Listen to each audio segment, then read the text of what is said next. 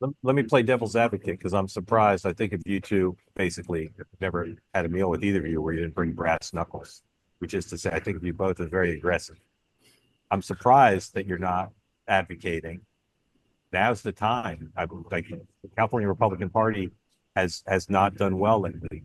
This is a time when I don't remember ever hearing such focused, on point criticism of liberal governance in Southern California as we're seeing right now. So, what's the argument against having a press conference and saying, with whoever, national Republicans maybe, to say, here are the five things that Republicans would do with conservative governing principles that would deal with the situation now and protect us from happening again. What's the argument against being aggressive like that? The argument against it is they're finding human remains and that Southern California is still on fire. And by the end of tonight, there could be other parts of it that are on fire. So I still think you're in the midst of an ongoing crisis. And what you're describing, Mark, may exactly be something, that should be done, that I probably would advocate, as long as it is clear in what they want to do. But that's probably 7 to 14 days from now, once the fires are out and we truly have exhaled because we've come out the other side of this event. Yeah, no, I want to be clear. I think that Republicans in states should annihilate Democrats on this. This is not just going to be a one press conference type of thing. There's a whole campaign and party rebuild to come off of the failures here.